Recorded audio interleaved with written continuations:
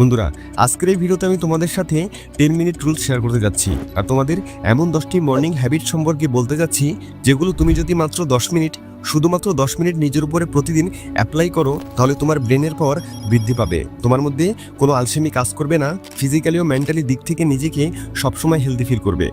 যদি তুমি সবগুলো হ্যাবিট একসঙ্গে ফলো করতে পারো তাহলে তো খুবই ভালো, কিন্তু এটা করা তোমার জন্য বাধ্যতামূলক নয়। তোমাকে শুধুমাত্র এই ভিডিওটি শেষ অবধি দেখতে হবে আর সেই হ্যাবিটগুলো চয়েস করতে হবে যেগুলো তুমি নিজের জন্য পারফেক্ট মনে করো, আর কমেন্ট করে অবশ্যই জানিয়ে দেবে যে কোন কোন হ্যাবিটসগুলো তুমি চয়েস করতে যাচ্ছ। তো চলো শুরু করা যাক। হ্যাবিট নাম্বার 1, 1 গ্লাস পানি পান করা।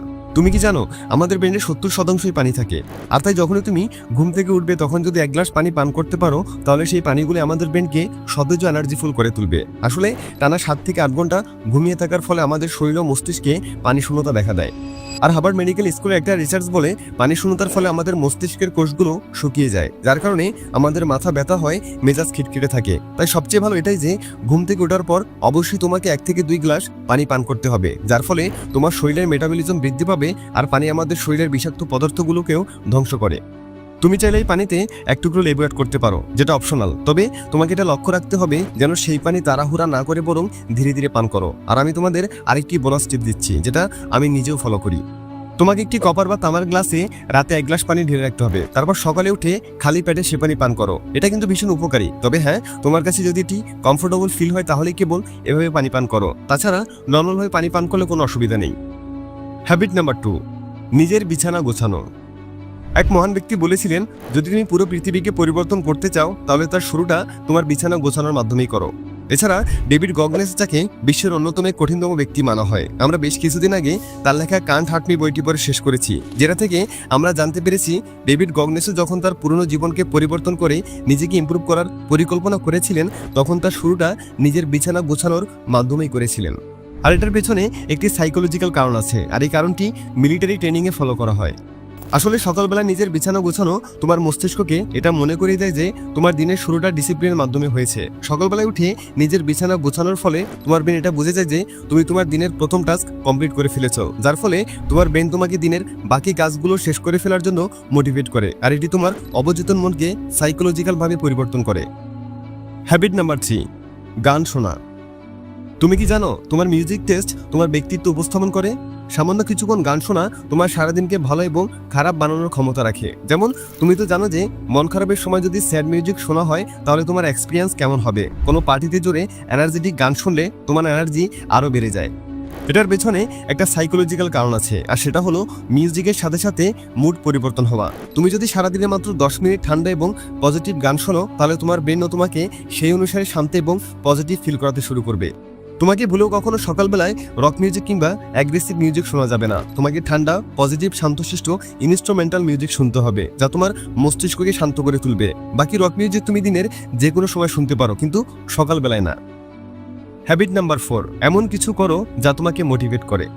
যদি তুমি সকালে ঘুম থেকে ওঠার পর এমন কিছু পড়ো যা তোমাকে মোটিভেট করে তাহলে তোমার ব্রেনও সেই মোটিভেশনকে কাজে লাগিয়ে সারাদিনের জন্য নিজের মাইন্ড সেট আপ করে নেয়। ধরো সকালবেলায় ঘুম থেকে উঠে তুমি কোনো সাকসেসফুল পিপলসের লাইফ স্টোরি, তার স্ট্রাগল ও হার্ডওয়ার্কের ব্যাপারে পড়তে শুরু করলে, যার ফলে তোমার ব্রেনও তোমাকে ওই ব্যক্তির মাইন্ডসেট, স্ট্রাগল ও হার্ডওয়ার্কের সাথে যুক্ত করে ফেলবে। খুব বেশি না, কেবলমাত্র কয়েকটা পেজ পড়লেই যথেষ্ট। হ্যাবিট নাম্বার 5, বড় বড় শ্বাস প্রশ্বাস। অনেকের জন্য হয়তো সকাল সকাল মেডিটেশন করা সম্ভব হয়ে ওঠে না, তাই আমি তোমাকে মেডিটেশনের পরিবর্তে আরও একটি উপায় বলতে যাচ্ছি যার মাধ্যমে তুমি তোমার মনকে শান্ত করে তুলতে পারবে ও রিল্যাক্স ফিল করবে, আর সেটি হলো বড় বড় শ্বাস প্রশ্বাস।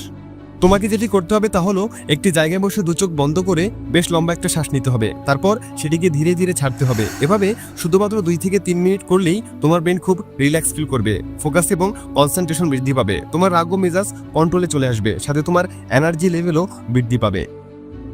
হ্যাবিট নাম্বার 6, শরীরকে নাড়াচাড়া করা। স্বাস্থ্য বিশেষজ্ঞদের মতে সকালবেলায় কিছুক্ষণ স্ট্রেচিং করার ফলে তোমার শরীরের হাড় এবং জয়েন্টের ইনজুরি চান্স অনেকাংশে কমিয়ে দেয়। শরীরের মাসেল গ্রোথ হবে এবং মাসেল পেন কমে যাবে, ব্লাড প্রেশার নিয়ন্ত্রণে থাকে, সাথে মস্তিষ্কে অক্সিজেন সরবরাহ হয়। যদি তুমি সারাদিন আলসেমিতে ভুগতে থাকো তাহলে শুধুমাত্র 10 মিনিটের স্ট্রেচিং তোমার এই সমস্যা দূর করতে সক্ষম। তাই এখন থেকে দিনভর ফিট ও এনার্জেটিক থাকার জন্য প্রতিদিন শুধুমাত্র 10 মিনিট স্ট্রেচিং করো। হ্যাবিট নাম্বার 7, সূর্যের আলোর নিচে থাকা। গাছপালার জন্য সূর্যের আলো যেমন দরকারি উপকারী, ঠিক তেমনি আমাদের সাধারণ মানুষদের জন্য সূর্যের আলো বেশ উপকারী। এটি আমাদের ভিটামিন ডি সরবরাহ করে, পাশাপাশি সূর্যের আলো আমাদের মুডকেও এফেক্ট করতে সক্ষম। এটি আমাদের ব্রেনে সেরোটোনিন নামক এক ধরনের কেমিক্যাল উৎপন্ন করে, যাকে তুমি সংক্ষেপে হ্যাপি হরমোন বলতে পারো।